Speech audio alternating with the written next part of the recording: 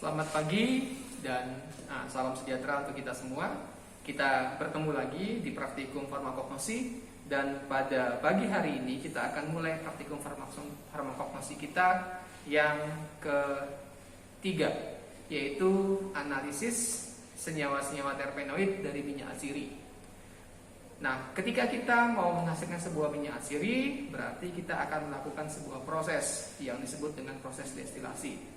Proses destilasi ini merupakan proses yang digunakan untuk menarik minyak-minyak atsiri dari simplisia dengan menggunakan teknik pemanasan dan kondensasi.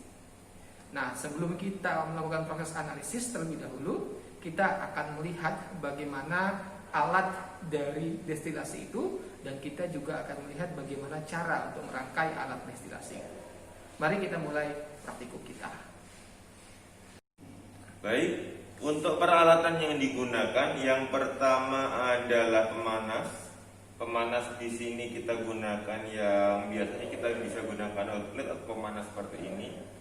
Lalu labu alas bulat, di mana labu alas bulat tersebut adalah untuk tempatnya simplisia yang akan kita ekstraksi. Lalu setelah itu di sini ada dua macam pipa L dengan termometer dan tanda termometer. Ini keduanya bisa digunakan, tapi yang akan kita gunakan yang dengan termometer. Lalu setelah pipa L, alat selanjutnya yang kita pakai adalah kondensor, di mana kondensor ini fungsinya untuk membuat titik-titik uap yang ada di hasil dari destilasinya didinginkan, sehingga nanti akan muncul titik-titik minyak atsiri. Setelah itu ini nanti kita aliri air. Setelah kondensor, alat yang kita pakai di sini adalah alat untuk menampung minyak atsiri. Dan pada saat kita menampung minyak atsiri, selalu kita gunakan ice pack atau es untuk agar minyak atsirinya tidak menguap lagi. Demikian alat-alat yang kita gunakan untuk praktikum kali ini. Simplisia yang akan kita gunakan, yang pertama adalah daun minyak kayu putih melalui Melaleuca dendra. Lalu yang kedua adalah kayu manis, Cinnamomum burmani. Nah, kayu manis ini setelah yang akan kita gunakan yang bentukan simplisia seperti ini kita hancurkan sehingga menjadi serbuk seperti ini. Tujuannya agar semakin besar ukuran partikel, semakin besar luas permukaan ukuran partikelnya sehingga lebih mudah untuk melakukan ekstraksi. Yang pertama yang akan kita destilasi adalah minyak kayu putih. Kita masukkan simplisianya.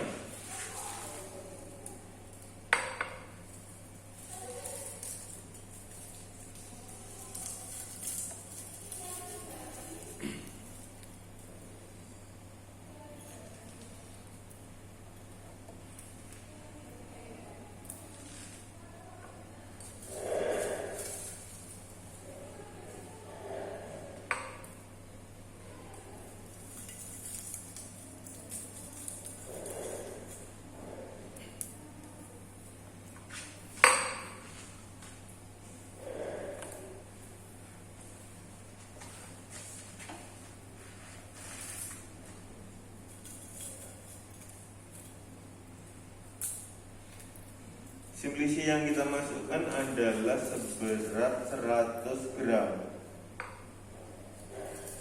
Ini tadi sudah kita timbang.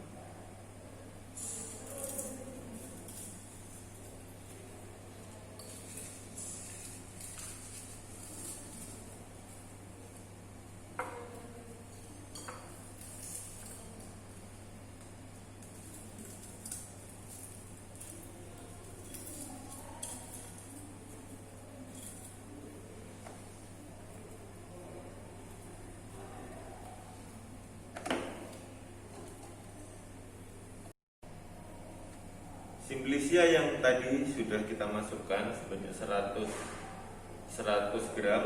Lalu kita tambahkan air di sini. Air yang kita gunakan volumenya adalah 250 ml. Kita masukkan airnya.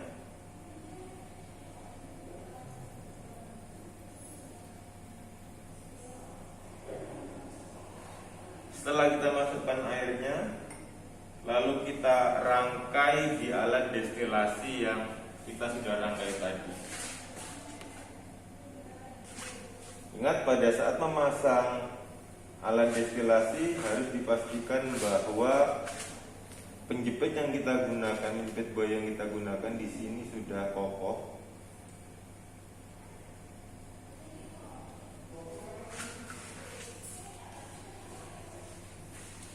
Kita cek dulu. Oke, selanjutnya kita pasang pipa L-nya.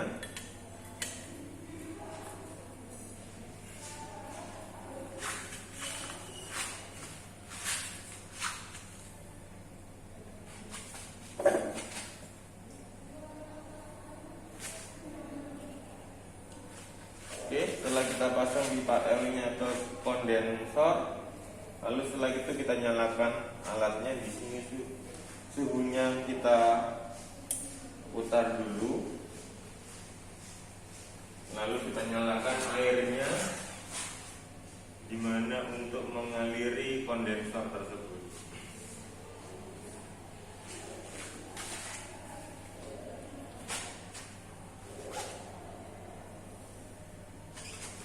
Oke, selagi menunggu mendidih, kita nanti bisa lihat hasil dari tampungan destilasi.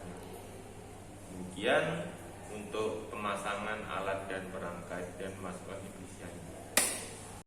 Oke, sekarang kita akan mulai cara memasang alat destilasi. Nah, di sini sudah ada alat destilasi, kemudian kita akan coba rangkai bagaimana cara untuk membuat alat destilasi ini supaya bisa berfungsi lagi. Kita akan mulai. Yang pertama, kita akan siapkan peningginya. Nah, di sini digunakan untuk meninggikan atau merendahkan mantel heater yang kita akan letakkan pada bagian atas di sini. Supaya apa? Ya supaya letaknya itu bisa lebih tinggi dibandingkan dengan penampungnya nanti. Dan kenapa bisa lebih tinggi? Supaya proses alir dari uapnya itu bisa dari atas menuju ke bawah. Nah, kita letakkan statif di sampingnya. Di sini sudah ada statif, kemudian sudah ada peninggi, kemudian kita letakkan di sini mantel heaternya.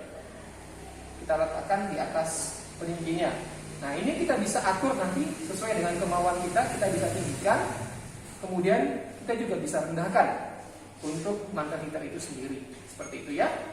Kemudian kita letakkan di sini labu alas bulat. Di mana labu alas bulat ini nanti kita akan isi dengan simplisia dan air untuk proses destilasinya. Seperti itu ya. Kita letakkan di sini. Kemudian kita pasang klemnya supaya nanti dia tidak jatuh. Untuk labu alas bulatnya ini, pasangkan klemnya terlebih dahulu.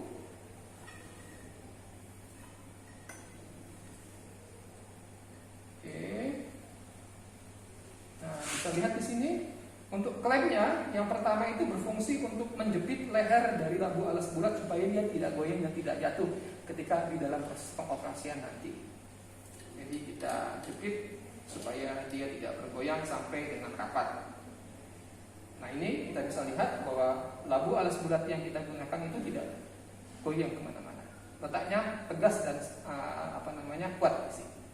Kemudian setelah kita meletakkan labu alas bulat di dalam mantel heater atau di atas mantel heater, kita letakkan di sini pipa L yang sudah kita masukkan atau kita letakkan termometer. Termometer ini perannya sangat penting sekali. Kenapa? Karena dia yang akan mengukur suhu dari proses destilasi ini sendiri. Karena dalam proses destilasi ini suhu mempunyai peran yang sangat penting di dalam penguapan senyawa-senyawa, terutama minyak atsiri dari simplisianya. Nah, bagaimana caranya? Kita letakkan di sini. Nah, posisinya seperti ini. Bisa dilihat dia lurus. Kemudian di sini letaknya. Oke. Kemudian setelah pipa L-nya sudah terpasang, kita pasang kondensornya. Nah, ini namanya kondensor Liebig. Namanya kondensor Liebig. Kita pasang seperti ini nanti. Nah, posisinya seperti ini. Setelah kita pasang nanti seperti ini posisinya, kemudian baru kita isi dengan pipa L. Bagaimana cara memasangnya? Bisa dilihat di sini. Kita letakkan terlebih dahulu pipa limitnya. Nah, cara memasangnya ingat ada dua tempat air di sini. Ini air yang digunakan. Ini adalah saluran yang digunakan untuk air masuk. Kemudian nanti air masuknya itu akan naik ke atas.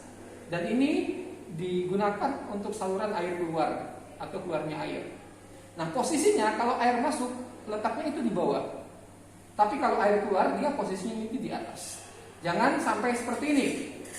Kalau seperti ini posisinya salah. Tidak boleh air yang masuk itu salurannya di atas, atau air yang keluar salurannya di bawah. Tidak boleh. Kenapa? Karena nanti pasti akan menyebabkan ruangan yang ada di dalam ini, di dalam kondensornya ini menjadi tidak terisi sama air semua. Kalau tidak terisi nanti proses penguapannya tidak akan baik. Makanya harus digunakan posisi yang seperti ini. Ingat posisinya, saluran air masuk ini dari bawah dan posisinya menghadap ke bawah. Kalau saluran air keluar posisinya menghadap ke atas. Seperti itu. Kemudian supaya dia tidak goyang lagi, maka kita akan jepit dengan menggunakan klem. Nah, ini tinggal kita atur saja posisinya sesuai dengan apa yang kita mau dan sesuai dengan kondisi yang stabil. Ini kita masukkan dulu sini. Kemudian setelah kita masukkan, kita sesuaikan tingginya. Oke. Ini sudah cukup sesuai tingginya.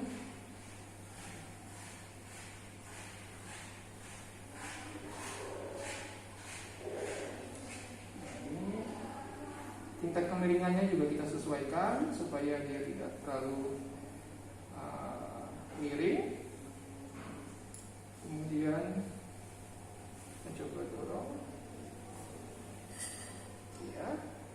Kemudian kita kunci untuk panas tadi. Oke. Nah, seperti ini. Kita bisa lihat di kondensornya sudah terpasang terus dan ini kuat. Dalam proses destilasi, terutama dalam proses ini harus kuat ya, nggak boleh nggak kuat. Yang memang harus kuat sih. Oke. Setelah itu kita masukkan ini namanya pipa bengkok. Namanya juga pipa bengkok. Kalau ini pipa bengkok, ini pipa L namanya. Jadi ini pipa L, ini pipa bengkok. Pipa bengkok ini digunakan untuk mengalirkan cairan menuju ke tempat penampungan. Oke, seperti ini. Arahnya bisa dilihat bengkoknya pada bagian bawah sini. Kemudian nanti kita akan letakkan Erlenmeyer di sini. Namun untuk proses destilasi alangkah lebih baik Erlenmeyer yang kita gunakan itu kita letakkan ke dalam es supaya proses kondensasinya itu bisa lebih baik. Kemudian minyak atsiri yang sudah tertampung di dalam Erlenmeyernya nanti ini tidak akan menguap lagi. Karena kita ketahui bahwa minyak atsiri itu sangat mudah menguap pada suhu lingkungan. Oleh sebab itu perlu adanya pendinginan supaya minyak atsirinya nanti tidak akan menguap lagi. Seperti itu ya. Nah, bagaimana caranya? Kita letakkan saja mungkin di sini. Seperti ini. Oke. Kemudian kalau sudah terlindungi dengan es, kemudian kita pasang. Ini kita pasang seperti ini.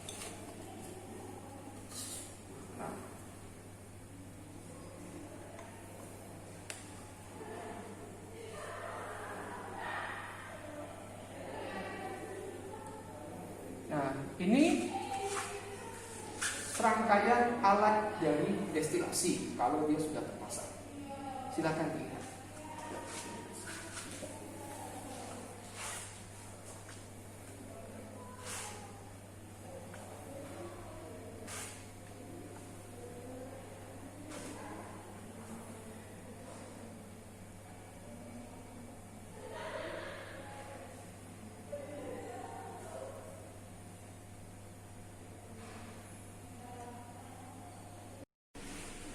Ini adalah hasil dari destilat yang kita gunakan Nantinya destilat ini akan kita gunakan pada uji sineol dan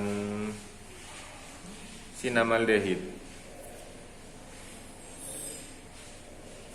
Oke, sekarang kita akan melakukan uji pada senyawa terpenoid. Yang kita akan uji adalah sineol dan sinamaldehid. Dimana untuk sineol, uji yang digunakan adalah dengan menggunakan asam fosfat. Caranya adalah dengan menambah asam fosfat ke dalam tadi hasil dari destilasi minyak kayu putih.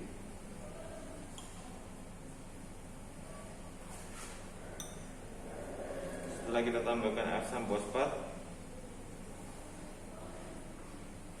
kita gojok kuat.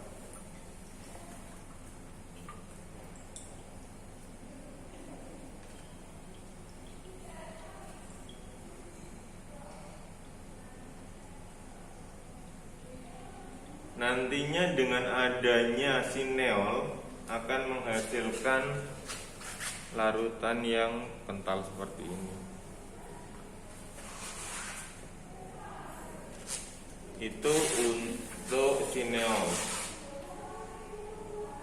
Selanjutnya yang kita akan uji adalah sinamaldehid, di mana reagen yang kita gunakan yang pertama adalah asam nitrat, lalu yang kedua FeCl3. Kita lakukan dulu yang menggunakan asam nitrat. Kita tambahkan asam nitrat di sini, hati-hati, asam nitrat merupakan senyawa yang dia bersifat asam kuat. Kita tambahkan asam nitrat.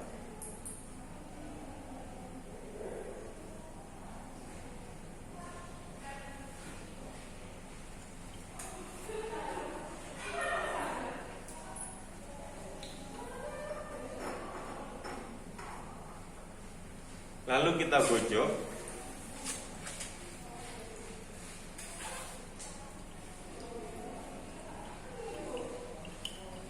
Adanya senyawa sineol akan menghasilkan endapan berwarna kuning.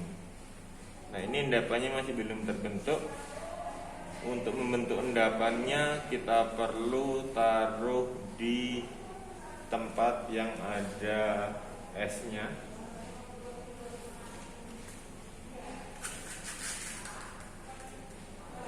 Kita taruh dulu sementara di sini.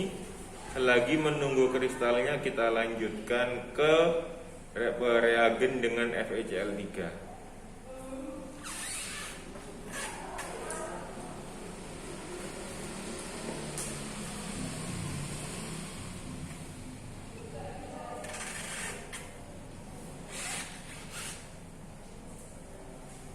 Oke.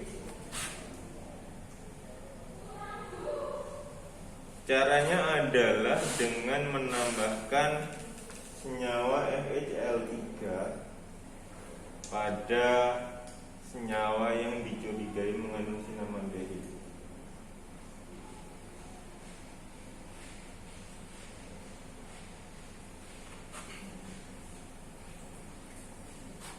Lalu kita kocok.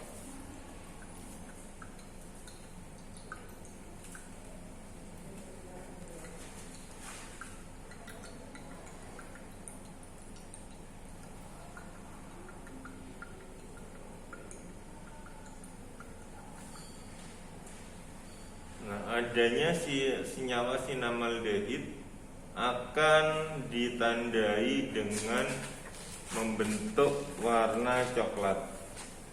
Ini masih belum terbentuk, masih agak kecoklatan. Kita kocok lagi.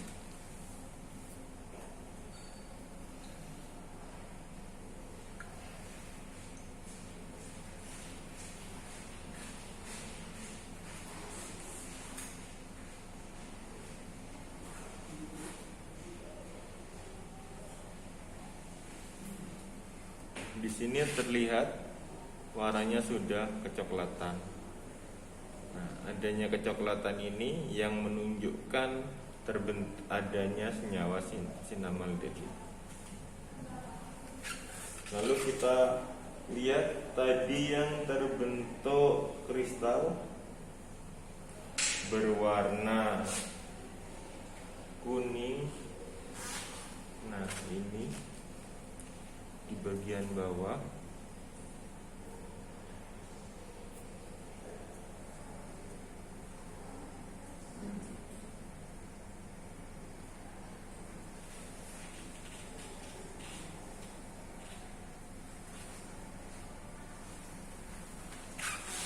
Oke, demikian untuk praktikum kali ini tentang uji sineol dan sinamaldehid.